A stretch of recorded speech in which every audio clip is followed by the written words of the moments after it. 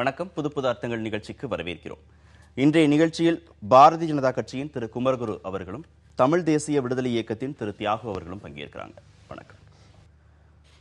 குடியரசுத் தலைவர் தேர்தலில் விளம்பரத்திற்காக எதிர்க்கட்சியினருடன் பாரதிய ஜனதா பேச்சுவார்த்தை நடத்துகிறது அப்படின்னு சீதாராம் யெச்சூரி விமர்சனம் செஞ்சிருக்கிறாரு. பிஜேபி தரப்பில் எதிர்க்கட்சிகளோட பேசுவதற்கு 3 பேர் கொண்ட குழுவை போட்டிருக்கிறாங்க. அருண்ஜேட்லி, ராஜ்நாத் சிங், வெங்கையா நாயுடு. இந்த குழுவில் 2 பேர் வெங்கையா நாயுடும் ராஜ்நாத் சிங்கும் போய் நேற்று சீதாராம் யெச்சூரி கிட்ட பேச்சுவார்த்தை நடத்தியிருக்கிறாங்க. முன்னாடி காலையில் காங்கிரஸ் தலைவர் சோனியா காந்தியோடையும் இந்த குழு ஆலோசனை நடத்தியிருக்கிறது. ஆனால் விளம்பரத்திற்காக இவங்க பேச்சு நடத்துகிறாங்க அப்படிங்கிற குற்றச்சாட்டை வச்சிருக்கிறார். எப்படி பார்க்கலாம் குமரகுரு? இது மாதிரி எந்த விதமான ஒரு முயற்சி ஒரு ஆளுங்கட்சி எடுக்கும் போதும் இது மாதிரி ஒரு விமர்சனங்கள் ஒரு எதிர்க்கட்சி, முக்கியமான எதிர்க்கட்சியாக இருக்கிற சீதாராம் யெச்சூரி போன்றவங்க சொல்கிறது ரொம்ப வருந்தத்தக்கதாக இருக்குது. ஏன்னா இப்போ ஜெயிக்கக்கூடாத முடியாத நிலையில் பாஜக இருந்து உங்களோட ஆதரவுலாம் வேணும்னா கூட கண் துடைப்பு இல்லைனா நாடகம், நீங்கள் எங்களை கன்வின்ஸ் பண்ண பார்க்குறீங்கன்னு சொல்லலாம். எல்லாருக்குமே தெரியும் 48.6% இருக்குது. ப்ளஸ் எல்லாரும் உங்களை ஆதரிக்க ரெடியாக இருக்கிறாங்க. ஈவன் அதிமுக கூட எங்களுக்கு ஆதரிக்கும்னு நம்புகிறோம். இதில் கண்டிப்பாக அவங்களோட ஆதரவு எங்களுக்கு வேணும்னு அவசியம் இல்லை. ஆனால் ஒரு ஒத்த கருத்துடைய ஒரு நபர் வந்தால் நாட்டுக்கு நல்லது அப்படின்றதில் ஒரு இனிஷியேட்டிவ் எடுக்கிறோம். ஒரு பெரிய முரண்பாடு இதில் என்ன பார்க்கணுன்னா, இவங்க ஒரு வேட்பாளரை சொல்லலை அப்படின்னு எல்லாருமே சொல்கிறாங்க. எப்படி இவ்வளோ பெரிய தலைவர்கள்லாம் இப்படி சொல்கிறாங்கன்னு தெரியல. நான் ஒரு வேட்பாளரை முடிவு பண்ணிவிட்டு நான் உங்கள்கிட்ட சொன்னேன் வச்சுக்கோங்க, நான் இந்த மாதிரி முடிவு பண்ணியிருக்கோன்னு, அவர்கள் ஏற்கனவே தீர்மானித்து விட்டார்கள்.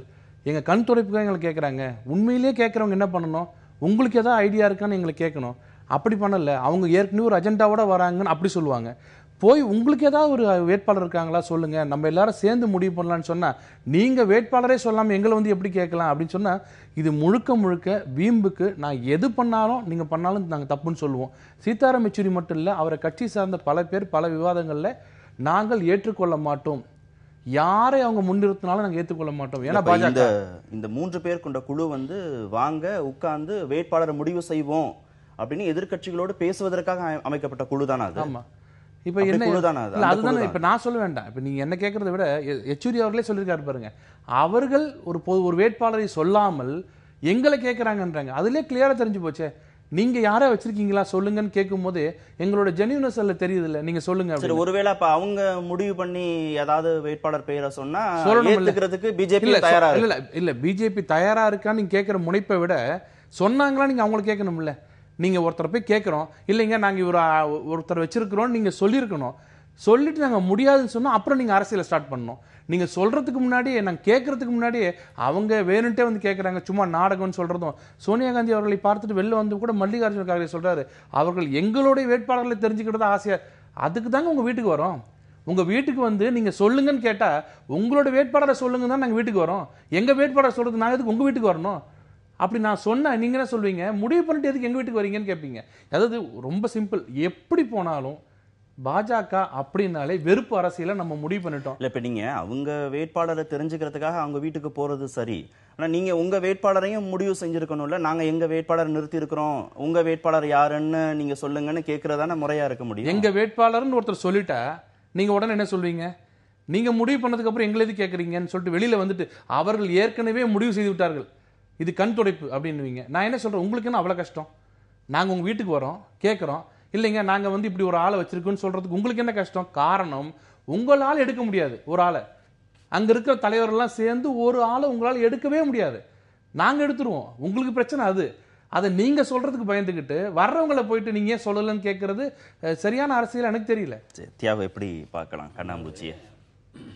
யெச்சூரி சொல்லியிருக்கிறது, இவங்க 2 பேர் போய் பேசியிருக்கிறது எல்லாவற்றிலுமே என்ன இருக்குன்னா, ஒரு நபர் யார் வேட்பாளராக யாரை நிறுத்த போகிறாங்க என்றது தான் விவாதமாக இருக்க தவிர, இதற்கான அளவுகோல் என்ன, எந்த கொள்கைகளின் அடிப்படையில் ஒரு வேட்பாளர் தேர்வு அமையப்போகுது. இப்போ யெச்சூரி ஒரே ஒரு வார்த்தை தான் சொல்கிறார், ஒரு மதச்சார்பற்ற வேட்பாளராகத்தான் இருக்கணும் அப்படின்னு சொல்கிறார். ஏற்கனவே என்டிஏ அப்துல் கலாமையே நிறுத்தியிருக்கிறாங்க, நிறுத்தி காங்கிரஸ் ஆதரவும் கொடுத்துருக்குறாங்க. கடைசியாக அப்படி வந்தது எல்லாருக்கும் பொது வேட்பாளராக வந்தது அவர் தான். அதுக்கு பிறகு யாரும் வரல. கிருஷ்ணய்யர் இதே பொறுப்புக்கு எதிர்க்கட்சி வேட்பாளராக நிறுத்தப்பட்ட போது எல்லா நாடாளுமன்ற உறுப்பினர்களுக்கும் அவர் எழுதிய ஒரு கடிதம் இருக்குது. அந்த கடிதத்தை நான் நினைவுபடுத்தி பார்க்குறேன். அவர் என்ன சொல்கிறாரு, அரசமைப்பு சட்ட விழுமியங்களை உயர்த்தி பிடிப்பேன் என்று உறுதி கொடுக்கிறார். இந்த கட்சி அந்த கட்சிக்குன்னு இல்லை, கான்ஸ்டியூஷனல் வேல்யூஸ் இருக்குது. அந்த வேல்யூஸை ஏன்னா இந்த குடியரசுத் தலைவர் பொறுப்பு என்பது அவர் ஒரு அன்றாட ஆட்சி தலைவர் அல்ல, ஒரு ஹெட் ஆஃப் கவர்மெண்ட் இல்லை, ஹீஸ் ஹெட் ஆஃப் ஸ்டேட். அந்த முறையில் அவர் ஒரு கஸ்டோடியன் ஆஃப் கான்ஸ்டியூஷன், அரசமைப்பு சட்டத்தினுடைய பாதுகாவலர் அவர். அப்படிப்பட்ட ஒருவர் இந்த சாதாரண அன்றாட அரசியல் சர்ச்சைகளுக்கு அப்பாற்பட்டவராகவும் இந்த கட்சிக்கோ அந்த கட்சிக்கோ சார்பானவர் என்றோ இல்லாமலும் அவருக்கு ஏற்கனவே இருக்கக்கூடிய வெறும் ஒரு ரப்பர் ஸ்டாம்ப், ஒரு முத்திரை என்ற பெயருக்கு அப்பால் நின்று கொண்டு அரசினுடைய நடவடிக்கைகளை அரசமைப்பு சட்ட கோணத்தில் அணுகி எவ்வளவு முடியுமோ அவ்வளவுக்கு அதுக்கு ஒரு வேகத்தடைய, சில நேரத்தில் விரைவுபடுத்திய. அப்ப இந்த அரசு அரசியலமைப்பு சட்ட விதிகள் எல்லாம் மீறிட்டே இருக்கு, அதையெல்லாம் கண்காணிப்பதற்கு கடிவாளம் போடுவதற்கு ஒருத்தர் தேவைன்னு எதிர்க்கட்சிகள் முடிவு செஞ்ச மாதிரி ஒருத்தர் வேணும்னு சொல்ற மாதிரி தான் தெரியல. இல்ல அப்படி அவங்க சொல்றாங்களான்னு தெரியல. ஏன்னா இப்ப அவங்களுக்குள்ள என்ன பிரச்சனை இருக்குதுன்னா, இப்ப அவர் குமரகுரு சொன்ன மாதிரி அவங்களால எல்லோரும் சேர்ந்து ஒரு பொது வேட்பாளர், அதாவது எதிர்க்கட்சிகளின் பொது வேட்பாளர்னு ஒருத்தர் நிறுத்த முடியுமாங்கிறது சந்தேகம். பாஜகவுக்கு பொறுத்த வரைக்கும் அவங்க இந்த பேச்சுவார்த்தை நடத்துறதுனுடைய நோக்கம், அவர் விளம்பரம் என்று சொல்றார். விளம்பரம் என்றால் என்ன? எல்லா அரசியலில் இருக்கிற எல்லோருமே விளம்பரம் தேடிக்கிட்டு தான் இருக்கிறாங்க. யெச்சூரிக்கு விளம்பரம் வேண்டாமா, காங்கிரஸுக்கு விளம்பரம் வேண்டாமா, எல்லாருக்கும் விளம்பரம் வேணும். அதை ஒரு குற்றமாக சொல்ல வேண்டிய அவசியம் இல்லை, அதுக்கு ஒரு உள்நோக்கம் கற்பிக்கவும் வேண்டியில்லை. என்னுடைய பார்வை என்னன்னு சொன்னால், இவங்க பாஜகவுக்கு இந்த மாதிரி எல்லா கட்சிகளையும் போய் அவங்க ஏற்கனவே அவங்களுக்கு உரிய பெரும்பான்மை இருக்குது, இன்னும் வாசலில் காத்து கிடக்கிறாங்க ஆதரவு கொடுப்பதற்காக, அவங்களும் இருக்கிறாங்க. எதிர்க்கட்சிகளால் ஒன்று சேர்ந்து ஒரு வேட்பாளரை நிறுத்துவதற்கான வாய்ப்பும் இல்லை. சோனியா காந்தி இதற்கான கூட்டிய கூட்டத்திலேயே பீகார் முதல்வர் போய் கலந்துக்கல, ஆனால் அவரே போய் பிரதமரை பார்ப்பதற்கு அடுத்து போகிறார் உங்களுக்கு. அப்போ நிச்சயமாக எதிர்க்கட்சிகள் எல்லோரும் சேர்ந்து ஒரு வேட்பாளர் நிறுத்துறதுக்கான அரசியல் சூழல் இல்லை. இயல்புலேயே எதிர்க்கட்சி தலைவருடைய முனைப்பு எல்லாமே இருக்குது, பல காரணங்கள் இருக்குது. கொள்கை காரணங்களும் ஒரு சில இது இருக்குது, கொள்கை காரணங்களை தாண்டிய காரணங்கள் இருக்குது. அப்படி இருக்கிற சூழலில் பாஜகவுக்கு ஒன்றும் சிரமமே இல்லை, தான் யாரை நிறுத்தினாலும் வெற்றி பெற வைக்க முடியும் அப்படின்னு இருக்கும்போதும் இவர்கள் சோனியாவை தேடி போய் பார்க்குறாங்க, யெச்சூரியை தேடி போய் பார்க்குறாங்க. யெச்சூரிக்கு என்ன பெரிய வாக்கு வலிமை இருக்குது அவங்க கட்சிக்கு, அப்படிலாம் கருதான் போய் பார்க்குறாங்கங்கிறது நான் எப்படி பார்க்குறேன்னா, பொதுவாக இருக்கக்கூடிய ஒரு படிமம் இருக்குது பாருங்கள், பாஜக அரசு தொடர்பான அந்த படிமம் மற்ற அடிப்படையான செய்திகளில், இப்போ டிமானிட்டைசேஷன் தொடர்பாக வேறு பல விஷயங்களில் அவர்களாக தன்னிச்சையாக முடிவெடுக்கிறாங்க, நாடாளுமன்றத்திற்கு விளக்கம் அளிக்க மறுக்கிறாங்க. அதே போல் மதச்சார்பின்மைக்கு மாறான பல நடவடிக்கைகள் என்ற குற்றச்சாட்டுகள் இருக்குது. இதையெல்லாம் ஒரு பக்கம் பின்னுக்கு தள்ளுவதற்கு இந்த ஒரு பூச்சு வேலை இது உதவியாக இருக்கும்னு அவங்க பார்க்கலாம். ஒன்று. இரண்டு, எதிர்க்கட்சிகள் அவங்க ஒன்று சேரக்கூடிய அந்த அரசியலில் ஒரு பிளவை ஏற்படுத்துவதற்கு இது உதவியாக இருக்குது. இந்த மாதிரி இவங்க போய் பார்க்க எதிர்க்கட்சிகள் ஒன்று சேராமல் தடுக்க இது இரண்டாவது நோக்கமாக நான் பார்க்குறேன். இப்படி இருக்கலாம்னு சொல்கிறேன், அவ்வளவுதான். எனக்கு போய் நான் அவங்கள்ட்ட கேட்டு தெரிஞ்சுக்கிட்டேன்னா அவங்க அப்படி சொன்னாங்களா என்று கேட்டால் முடியாது. அரசியலில் இப்படி நோக்கம் இருக்கலாம் என்று பார்க்குறேன். இந்த எதிர்க்கட்சிகள் வைக்கக்கூடியது மதச்சார்பின்மை அப்படிங்கிறது தான் அவங்களுடைய முக்கியமான கோரிக்கையா இருக்கு. யெச்சூரியும் அதுதான் பேசியிருக்கிறார். அந்த மாதிரி ஒரு வேட்பாளர் வந்துடக்கூடாது. ஏற்கனவே அரசுடைய நடவடிக்கைகள் எல்லாமே நாடாளுமன்றத்தில் விவாதிக்கப்படலை, மக்களுடைய எதிர்ப்புகளுக்கு உள்ளாகி இருக்கிறது, எதிர்க்கட்சிகளுடைய எதிர்ப்புகளுக்கும் உள்ளாக்கி இருக்கிறது. இப்ப வரக்கூடிய குடியரசுத் தலைவரும் அது மாதிரி இருந்துடக்கூடாது, அந்த ஐடியாலஜியோடய வந்துடக்கூடாதுங்கிறதா அவங்களுடைய முக்கியமான வாதமாக இருக்கு. அப்படின்னு உங்களுக்கு பயம் இருந்ததுன்னா நீங்க தானே முதல்ல சொல்லணும். இங்க யார் வரக்கூடாதுங்கிறதுல நீங்க தெளிவா இருந்தீங்கன்னா அப்ப நீங்க தானே முதல்ல ப்ரொபோஸ் பண்ணணும். இவர் வரணும்னு நாங்க ஆசைப்படுறோம், நீங்க என்ன சொல்றீங்கன்னு சொன்னா தானே நீங்க சொல்ற நீங்க எல்லா குற்றச்சாட்டும் அது உண்மையா இருக்க முடியும். நீங்க எதுவும் சொல்ல மாட்டீங்க, நாங்களா ஏதாவது சொன்னா அதுல இந்த பிரச்சனை மதம்னு ஒரு பிரச்சனை கிளப்புவீங்க. சரி நீங்க சொல்லுங்க, நல்ல ஆளா சொல்லுங்கன்னு நாங்க சொல்ல மாட்டோம். நீங்க வர்றது விளம்பரம் நாடகம்னு சொல்வீங்க. உங்களுக்கு என்ன அல்டிமேட்டா வேணும்? அவங்களால இப்ப தாங்க முடியல. என்னன்னா எல்லா பலமும் பொருந்தி கூட நம்மளை கேட்டுட்டாங்களே, நம்ம கிட்ட வேட்பாளர் இல்லையே. அவங்க சொல்ற மாதிரி வெறுமே மதம் சொல்லிட்டு இருக்குமே, நம்ம மத சார்பற்ற ஒரு வேட்பாளரை சொல்லலாமான்னு கேட்டா அங்க சொல்றதுக்கு வாய்ப்பு இல்லை. ஏன்னா அங்க யாரும் ஒத்துமையா இல்லை. அதை நாங்க ஒத்துமைக்காக இல்லை, நீங்க சொல்ற மாதிரி நல்ல ஒருத்தரை கொண்டு வரலாமேன்னு நாங்க போய் கேட்கறோம்னா நாங்க அதுக்கும் ஒத்துழைப்பு கொடுக்க மாட்டோம். ஆனா நீங்க யாரை கொண்டு வந்தாலும் நாங்க விமர்சிப்போம். என்ன காரணம்னா இது ஒரு முழுக்க முழுக்க முழுக்க அரசியல் எப்படி போயிட்டு இருக்குன்னா, இப்போ நாட்டில் இருக்க முக்கியமான பிரச்சனை ஊழல், லஞ்சம். அந்த விஷயத்தை யாருமே தொடாம இது எப்படி நம்ம அட்டாக் பண்றதுன்னு பார்க்கும்போது இருக்கிற ஒரே ஒரு வெப்பன், ஒரு ஆயுதம், மதம் மதம் மதம், இதைத்தான் சொல்லிட்டு இருக்காங்க. ஆனா மக்கள் ரொம்ப தெளிவா எல்லாம் எங்களுக்கு தெரியும், யார் எப்படி பாலிடிக்ஸ் பண்றாங்க எங்களுக்கு தெரியும், பிஜேபி இதில் எப்படி நடந்துக்குதுன்னு தெரியும். ஒரு சின்ன உதாரணம், இந்த ஜிஎஸ்டி விஷயத்துல கேட்டால் 2001 2017 வரைக்கும் துரும்ப கூட கிள்ளி போடாத கட்சிகள் எல்லாம் இன்னைக்கு இந்த பிஎஸ்டி இந்த அளவுக்கு உருப்பெற்றிருக்குன்னு காரணம் அந்த கோபத்துல என்னென்னவோ பேசுறாங்க. ஆனா அதுக்கு காரணம் யாரு? பிரதமர் மோடி. கொஞ்சம் கூட அந்த ஈகோன்னு சொல்ற கொஞ்சம் கூட இல்லாம எத்தனை முறை வந்து சோனியா காந்தி அவர்களையும் யெச்சூரி அவர்களையும் பார்த்தாங்க. யாருக்காக பார்த்தாரு? தன் வீட்டுக்காக பார்த்தாரா? நீங்க தயவுசெய்து ஒத்துழைப்பு கொடுங்கன்னு ஈகோ இல்லாம பார்த்து இன்னைக்கு ஜிஎஸ்டி ஒரு உருப்பெற்று இன்னைக்கு வந்திருக்கு. அந்த ஒரு விஷயத்தை இன்னும் இவங்க வந்து நம்மள கேட்கறாங்களே, இவங்க பெருந்தன்மை நடந்துக்கிறாங்களே, இது எப்படி கொச்சைப்படுத்துறதுன்றது காரணம் அவங்கள்ட்ட இருக்க ஒரே ஒரு பிரஷ் என்னன்னா, இதையே பூசி பூசி பூசி மதம் மதம் நாட்டுல ஊழல் தான் மிக முக்கியமான பிரச்சனை. ஆனா எதிர்க்கட்சிகள் மதம்னு தப்பா ஃபோக்கஸ் பண்றாங்க அப்படிங்கறத அவருடைய வாதம். அதாவது இந்த மதம் என்று ஃபோக்கஸ் பண்ணுறதுல, குறிப்பாக பிஜேபிக்கு எதிராக ஃபோக்கஸ் பண்ணுறதுல அதுக்கு சில அடிப்படை நியாயங்கள் உண்டு. அது தொடர்ச்சியாக நம்ம பாபர் மசூதி இடிப்பிலிருந்து பார்த்துட்டு வரக்கூடிய செய்தி தான்.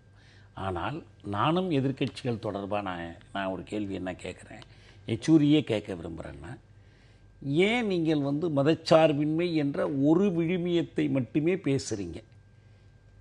டெமோக்ராட்டிக் சோஷலிஸ்ட் செக்குலர் ரிப்பப்ளிக் ஆச்சுல்ல, நீங்கள் ஒரு இடதுசாரி ஏன் சோஷலிஸ்ட் விழுமியங்களை பற்றி ஏன் பேச மாட்டேங்கிறீங்க? உங்களுக்கே அந்த நிலைப்பாடு இல்லை, அதனால தானே அது பேச மாட்டேங்கிறீங்க. ஏன் ஜனநாயகம் பற்றி பேசக்கூடாது? ஏன் நீங்கள் வெறும் இந்த ஒன்றை மட்டும் பேசுவதனுடைய நோக்கம் என்ன? அப்போ அதுக்குள்ளே ஒரு நோக்கம் இருக்குது. இவருக்கு யெச்சூரிக்கு ஒரு நோக்கம் இருக்குது. என்ன நோக்கம் இருக்குது? பிஜேபிக்கு எதிரான ஒரு கூட்டணி சேருவதற்கு எல்லாத்தையும் நியாயப்படுத்துகிற மாதிரி. ஏன்னா நீங்கள் உலக மையத்தை பற்றியெல்லாம் சோஷலிஸ்ட்டை பற்றியெல்லாம் பேசுனீங்கன்னா காங்கிரஸோடு உங்களுக்கு உறவு கொள்ள முடியாது. ஏன்னா இதுக்கு கால்கோலிட்டவங்க அவங்க. விவசாயிகள் பிரச்சனை பற்றி பேசுனீங்கன்னா மன்மோகன் சிங் கட்சியோட நீங்க போய் சேர்ந்து நின்று அவங்க ரெண்டையுமே ஒரே நிலையில தான் வைக்கிறாங்க. காங்கிரஸையும் பிஜேபியும் ஒரே நிலையில தான் வைக்கிறாங்க. அது இப்ப இன்னொன்னுக்கு அவங்க அச்சாரம் போட்டுக்கிட்டு இருக்கிறாங்க. தமிழ்நாடு உட்பட நான் சொல்றேன், அவங்க வந்து ஒரு அச்சாரம் போட்டுக்கிட்டு இருக்காங்க. இந்த மதச்சார்பின்மை என்ற ஒரு பலகையை போட்டு அது மேலே ஏறி நின்றுக்கிட்டு நாம் ஒரு அரசியல் நடத்தலாம், சந்தர்ப்பவாத அரசியல் நடத்தலாம், அதில் எல்லாரையும் ஒன்று சேர்த்துக்குவாங்க. இப்போ ஊழல் பற்றி அவங்க பேச முடியாது தான். ஊழல் பற்றி இவங்களும் பேச முடியாது, அவங்களும் பேச முடியாது. குறிப்பாக இவங்களுக்கு இப்போ என்ன பேச முடியாதுன்னா, இப்போ ஊழல்னு பார்த்தெல்லாம் கட்சிகளுடைய கூட்டணியெல்லாம் அமைக்க முடியாதுங்கிற ஒரு நிலைமையில் தான் இவங்க இருக்கிறாங்க.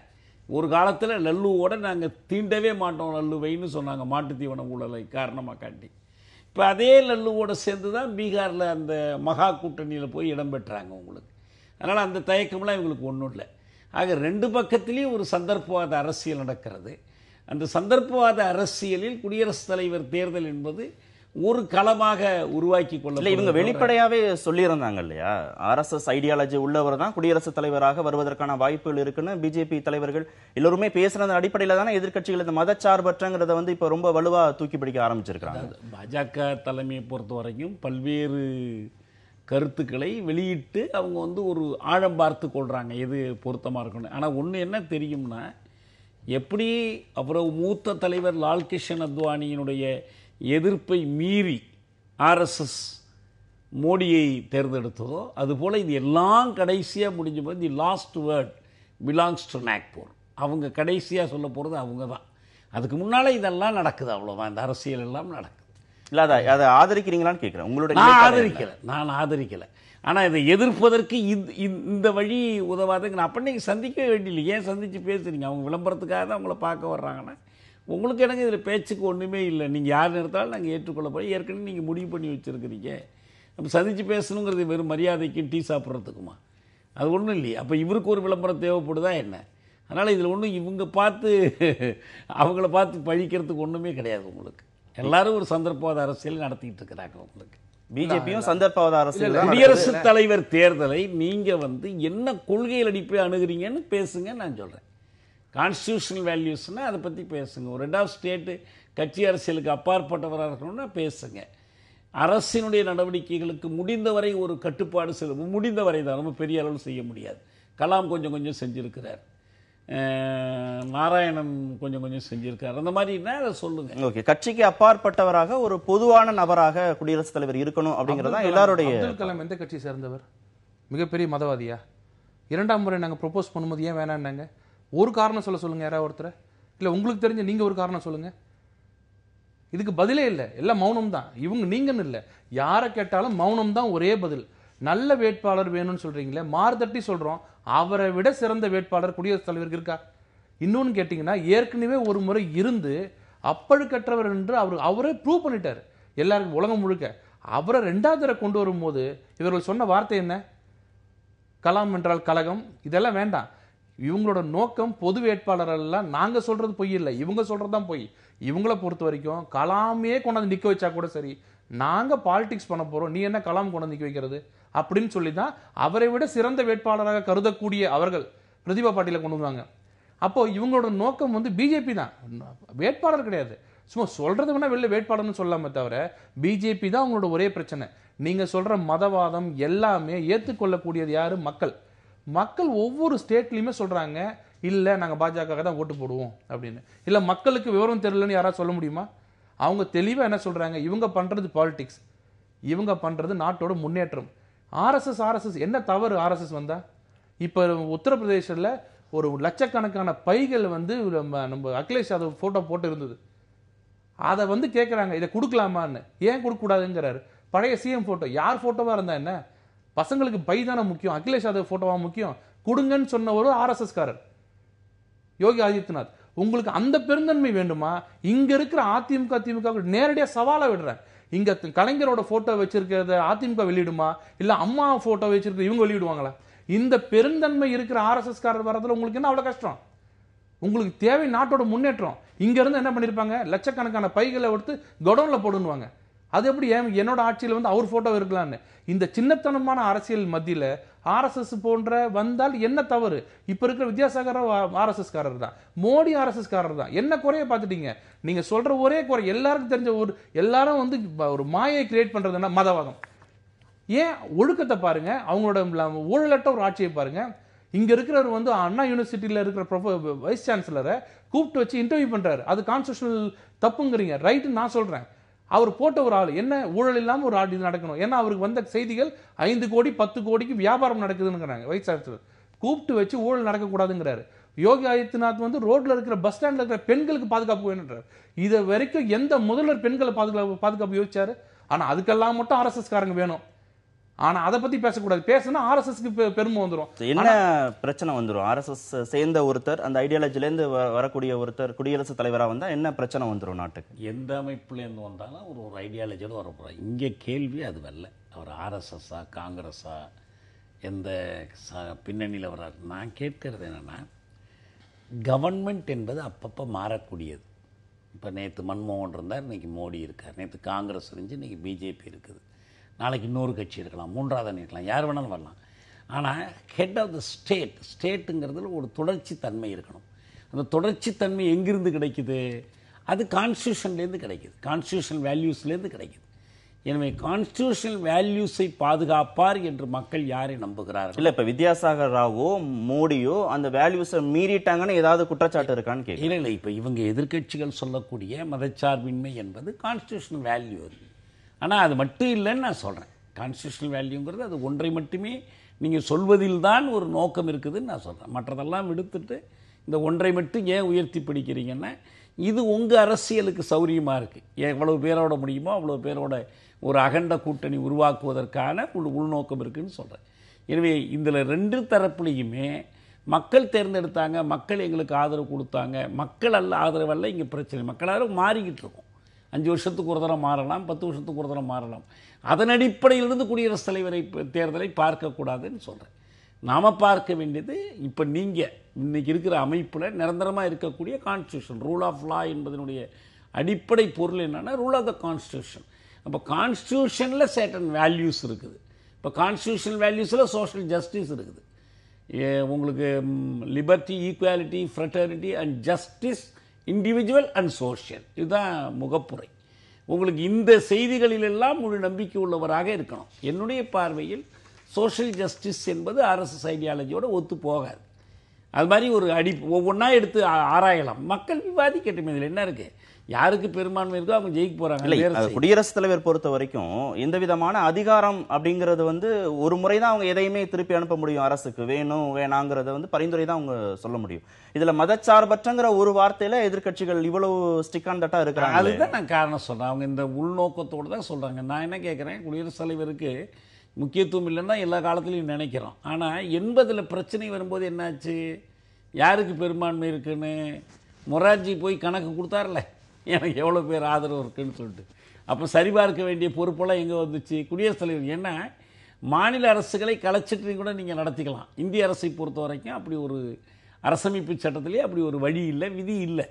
நீங்கள் நேரடியாக ஏதாவது ஒரு பிரதமர் இருந்தே ஆகணும், ஏதோ ஒரு அமைச்சரவை இருந்தே ஆகணும்.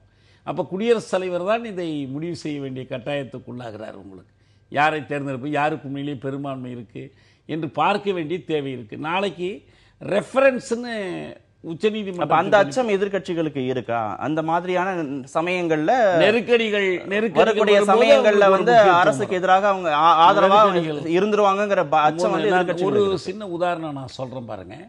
ராஜேந்திர பிரசாத் இருந்தார், ஒரு டால் ஃபிகர். அவர் வந்து சுதந்திர போராட்ட காலத்திலேருந்து பெரியவர், கான்ஸ்டியூண்ட் அசம்பிளியில் தலைவராக இருந்தார். இன்னும் சொல்ல போனால் அவருடைய காஸ்டிங் ஓட்டு தான் இந்தியை ஆட்சி மொழியாக்குனுச்சு நமக்கு தெரியும். அப்படிப்பட்டவருடைய பதவியை எப்படி வச்சுக்கணும்னு பார்த்தாங்கன்னு ஒரு உதாரணத்துக்காக சொன்னேன். வல்லபாய் பட்டேலுடைய இறப்புக்கு அவர் புறப்பட்டார் போகிறதுக்கு. அவங்க நண்பர்கள் ஒன்றா இயக்கத்தில் இருந்தவங்க எல்லாம். ஜவஹர்லால் நேரு தடுத்துட்டார். பிரசிடென்ட் அதுக்கு போகக்கூடாது அப்படின்னு சொல்லிட்டார். இவர் பிரைம் மினிஸ்டர் போகலாம். அந்த அளவுக்கு வந்து அந்த இடத்த வந்து உயர்த்தி பார்க்குறாங்க உங்களுக்கு. இப்போ இந்த உயர்த்தி பார்ப்பது என்பது நபராக அல்ல, மரியாதைக்காக அல்ல, அது வந்து சர்டன் வேல்யூஸுக்கு அவர் ரெப்ரசன்டேட்டிவ், அதனுடைய பர்சானிஃபிகேஷன் என்று பார்ப்பது. இப்போ நான் நினைவுபடுத்துகிற அந்த விஆர் கிருஷ்ணய்யருடைய கடிதம் இதைத்தான் அன்னைக்கு சொல்லியிருந்துச்சு உங்களுக்கு. கான்ஸ்டியூஷனல் வேல்யூஸை நான் உயர்த்தி படிப்பேன், I will uphold constitutional values. அவர் ஜெயிக்க முடியாதுலாம் தெரியும், ஆனால் குடியரசுத் தலைவர் தேர்தலை எப்படி பார்க்க வேண்டும் என்பதற்கான ஒரு கைடா அதனை இப்படி பார்க்கலாம். பல மாநிலங்கள்ல பல கட்சிகள் ஆட்சியில இருக்கிற போது குடியரசுத் தலைவர் வந்து மத்திய அரசுக்கு ஆதரவான ஒரு நிலைப்பாட்டில் இருக்கக்கூடியவரா வந்துடக்கூடாதுங்கிற அச்சம் எதிர்க்கட்சிகளுக்கு இருக்கிறதாக புரிஞ்சுக்கிறாங்க. உங்களுக்கு மட்டும் அது என்ன, அது ஒரு மேண்டேட் நாங்க நினைக்க கூடாது? அது பிரணாப் முகர்ஜி வரும்போது எங்களுக்கு அந்த பயம் இருக்கக்கூடாதா? அப்ப நாங்க பேசலையே. அது எப்படி நீங்க உங்களுக்கு மட்டும் அந்த பயம்? பாஜக வரும்போது மட்டும் யாரெல்லாம் ஆட்சிக்கு பெரும்பான்மை இருக்கிறதோ அவர்களை சார்ந்து இருக்கிறவங்க தான் பிரசிடென்ட் ஆவாங்க. அப்படிதான் பிரணாப் முகர்ஜி ஆனாரு. பிரணாப் முகர்ஜி நேரடியாக பினான்ஸ் மினிஸ்டர். அந்த மாதிரி கட்சியிலிருந்து ஒருத்தர் வேண்டாம்னா இப்ப சிவசேனா வந்து எம்.எஸ். சுவாமிநாதன், அது என்ன உங்களுடைய கூட்டணி கட்சியான சிவசேனா அவங்கள விட்டுருங்க, எம்.எஸ். சுவாமிநாதனை வந்து ப்ரொஜெக்ட் பண்ணது, அந்த மாதிரி ஒரு பொதுவான நபர் வேணும்னு சொல்லுது. அதுல என்ன உங்களுடைய நிலைப்பாடு? நான் உங்களை கேட்கிறேன், அது என்ன உங்க இப்ப ஞானோதயம்? நாங்க வரும்போது மட்டும் உங்களுக்கு ஒரு ஞானோதயம்? பினான்ஸ் மினிஸ்டரா இருக்கிறவர் பிரசிடென்ட் ஆகலாம், உங்க ஐடியாலஜியில் இருக்கிறவர் பிரசிடென்ட் ஆகலாம், அப்ப நாங்க எதுவும் பேசக்கூடாது.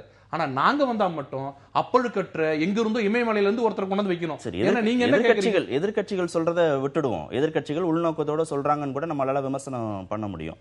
சிவசேனா சொல்றதுதான் நம்ம போய் கேட்கிறோம். சிவசேனா இந்த கருத்தை முன் வச்சிருக்கு, எம்.எஸ். சுவாமிநாதன் மாதிரியான ஒரு பொதுவான ஒரு நபர் வரணும், அவர் வேளாண் துறையை சார்ந்தவர், நாடு முழுவதும் விவசாயிகள் பிரச்சனை இருக்குங்கிற அடிப்படையில இப்ப அந்த நபர் அவர் முன்னிறுத்துறாங்கிறத வந்து பிஜேபி எப்படி பார்க்குது? அந்த கட்சியோட ப்ரொபோசல் இதைத்தான் நான் கேட்கிறேன். உங்க கட்சியோட ப்ரொபோசல் என்ன?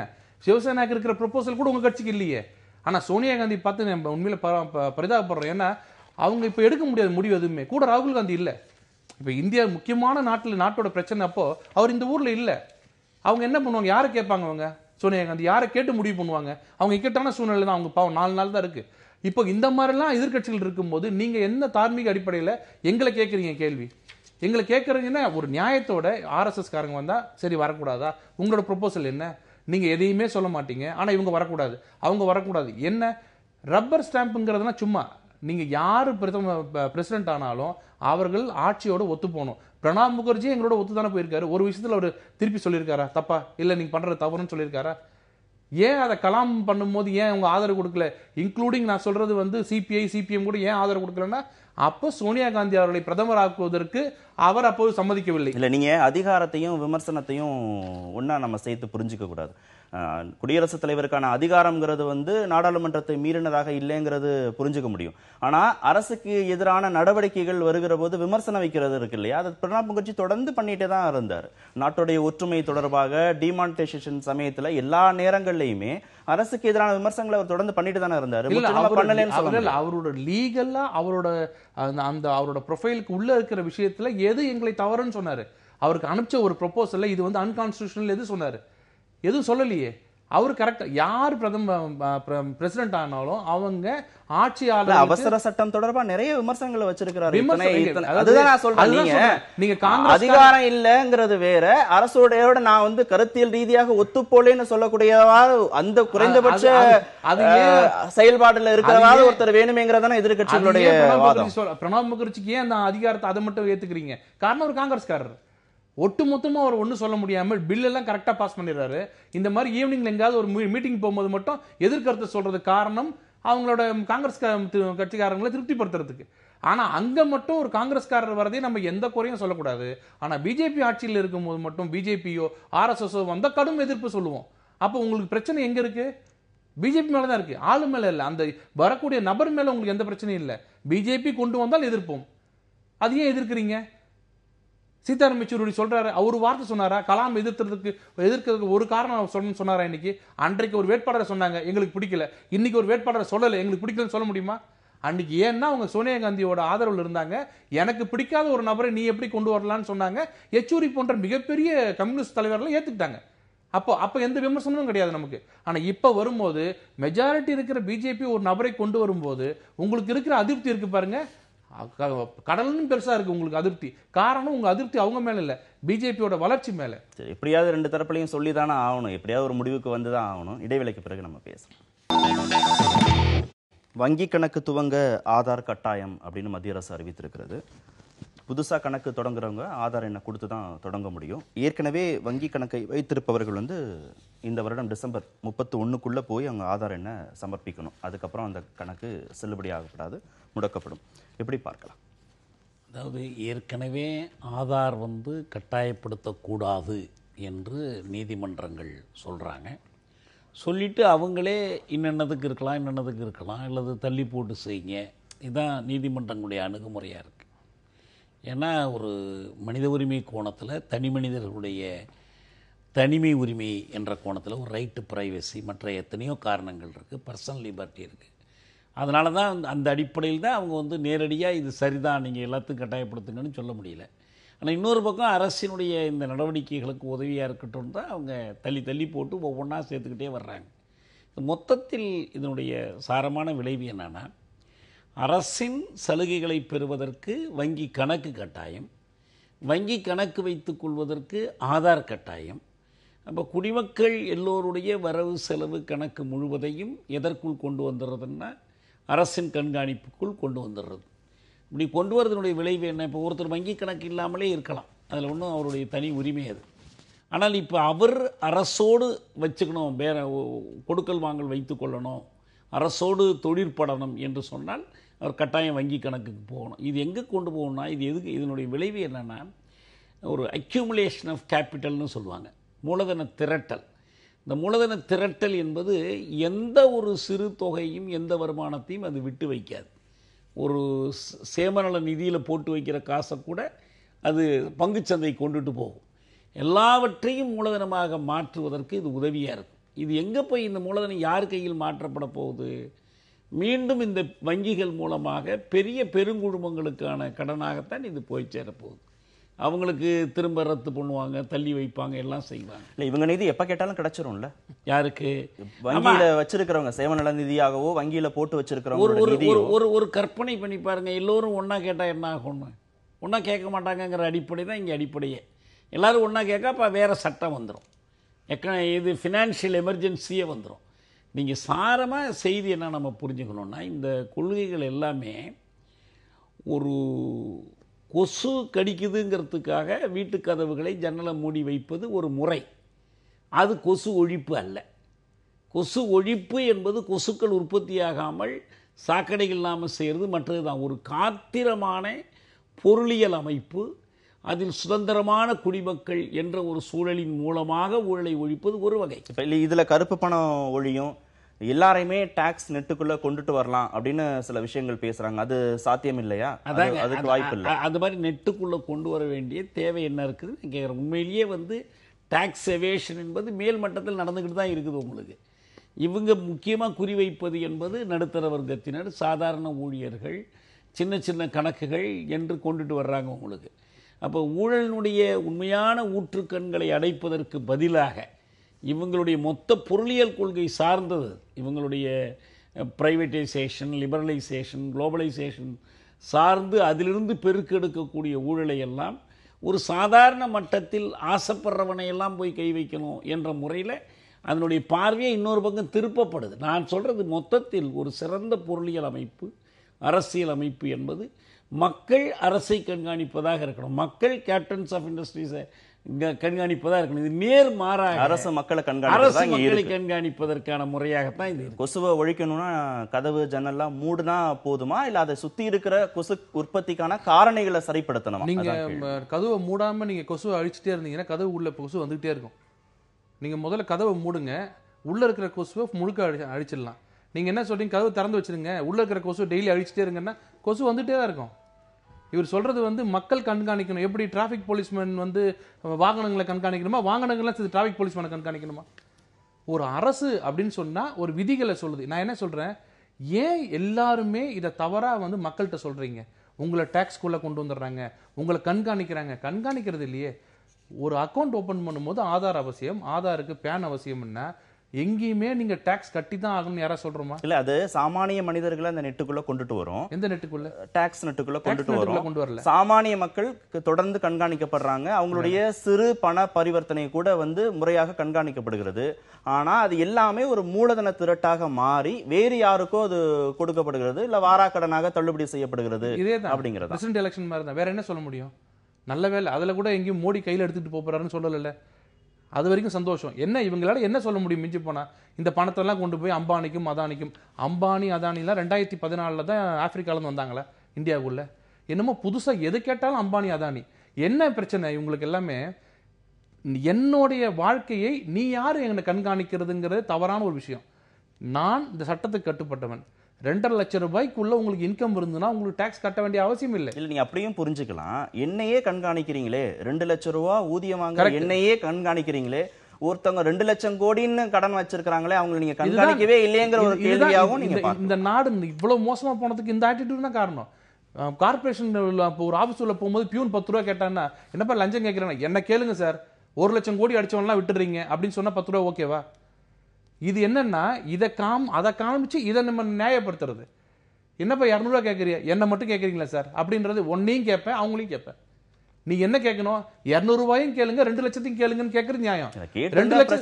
2 லட்சத்தை நீ விட்டுறீங்க, 200 ரூபாயை பிடிக்கிறீங்கன்னா 200 ரூபாயும் பிடிக்கணும்னு சொல்லுங்க. 2 தரப்பையுமே நாங்க கேள்வி கேட்போம். சாமானிய மக்கள் மீதான கண்காணிப்பும் ஒரு அரசுக்கு முக்கியம். 2 லட்சம் கோடி கடன் வச்சு அதை ஏமாத்தணும்னு நினைக்கிறவங்களையும் அரசு கண்காணிக்கணும். அதுக்காக அந்த கண்காணிப்பு மட்டும்தான் அவசியம். சாமானிய மனிதன் மீதான கண்காணிப்பை அரசு சின்ன விஷயம் சொன்னது ஒரு சின்ன விஷயம். எல்லாரும் ஒரே நாள்ல கேட்டா என்ன ஆகும்? Financial emergency. நாளை காலையில நீங்க அக்கௌண்ட் வச்சிருக்கிற பேங்க்குக்கு ஒரு 1000 பேர் இருந்தாங்கன்னா 1000 பேர் நாளை காலையில ஒன்னா போய் கேளுங்க, மேனேஜர் தலையை பிச்சுப்பாரு. உடனே நீங்க இந்தியன் பேங்கோ இந்தியன் ஓவர்சீஸ் பேங்கோ திவால் ஆயிடுச்சுன்னு சொல்லாதீங்க. நம்ம நாடோட எல்லா நாட்டோட சட்டமும் பேங்க்னா பணத்தை வாங்கி பல பேருக்கு கொடுக்கறதா பேங்க். ஒரே நாள்ல போய் கேட்டா என்ன ஆகும்னா உலகமே தாங்காது. அது ஒரு தவறான ஒரு உதாரணம் நினைக்கிறேன். அதாவது ஒரு பாலத்தின் அடியில் படுத்துறங்குவதற்கோ பங்களாவில் பஞ்சுமெத்தையில் படுப்பதற்கோ எல்லோருக்கும் உரிமை இருக்கிறது. எல்லாருக்கும் சமம். ரைட் டு ஸ்லீப் பண்ணுற பிரிட்ஜுங்கிறது எல்லாருக்கும் இருக்குது. ஆனால் ஒரு நாளும் அவர்கள் இந்த பாலத்தடியில் படுத்துறங்க போகிறதும் இல்லை, பாலத்தடியில் படுத்துறவனுக்கு அந்த இடம் கிடைக்க போகிறதும் இல்லை. ஆனால் எல்லாருக்கும் அந்த உரிமை சமமாக இருக்குது. பொருளியல் ஏற்றத்தாழ்வை அடிப்படையாக வைத்து கொண்டு நீ வேண்டுமானாலும் இப்படி செய்யலாம், அவன் வேண்டுமானாலும் செய்யலாம், நீ செய்கிறதும் குற்றம் அவன் செய்கிறதும் குற்றம் என்று பார்க்கிற அந்த பார்வை தான் அரசுக்கும் இருக்குது. அது என்ன செய்யும்? பெரிய மீன் சின்ன மீனை விழுங்கலாம் விரும்பினால், சின்ன மீன் விரும்பினால் பெரிய மீனையும் விழுங்கி. அரசு என்ன வந்து கண்காணிக்க கூடாதுன்னு ஒவ்வொரு மனிதனுக்குள்ளேயும் இருக்கக்கூடிய அந்த எண்ணத்தின் வெளிப்பாடு அதை புரிஞ்சுக்கணுமா? குமரகுரு சொல்ற மாதிரி நீ என்ன கண்காணிக்கிறது எவ்வளவு அப்படின்னு அரசு நோக்கிய கேள்வி அது இல்ல. ஒரு சிறந்த சேமநல அரசு, ஜனநாயக அரசு என்பது மிக குறைந்த கண்காணிப்பாக இருக்கணும், கண்காணிப்பு இல்லாமல் இருக்கணுங்கிறது தான் அதனுடைய இலக்காக இருக்கணும். அதை நோக்கி தான் போகணும். ஆனால் இங்கே கண்காணிப்புகள் பெருகி கொண்டு வருகிறதே தவிர குறைந்து கொண்டே போகலை. உங்களுக்கு எல்லோரையும் இதனுடைய அந்த அரசு கடைப்பிடிக்கிற பொருளியல் கொள்கைக்கு உட்படுத்துகிறாங்க. இன்றைக்கி இந்த கொள்கை இருக்கலாம், இல்லாமல் இருக்கலாம், நாளைக்கு போகலாம். அடிப்படையில் வளர்ச்சியினுடைய அளவுகோலாக அமர்த்தியா சென் சொல்கிறது மாதிரி இது பசியற்ற ஒரு உலகமாக, வேலைவாய்ப்புகள் எல்லோருக்கும் கிடைக்கக்கூடிய ஒரு சூழலாக அதை வளர்ச்சியின் அளவுகோலாக வைக்கலை.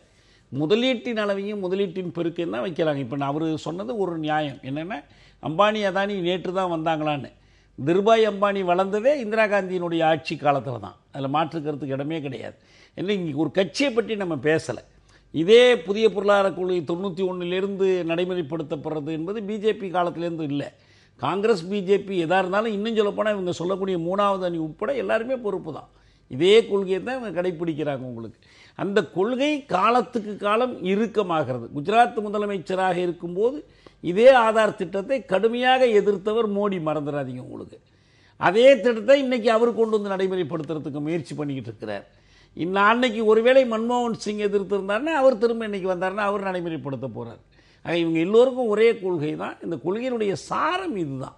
மக்களை கண்காணிப்பு உட்படுத்துவது, மக்களுடைய சேமிப்புகள் முழுவதையும் மூலதன சந்தை கொண்டு போய் சேர்ப்பது. ரொம்ப நாளாக தொடர்ந்து இந்த விமர்சனம் வந்துட்டு இருக்கு. நாங்களும் சொல்லிட்டே இருக்கோம்.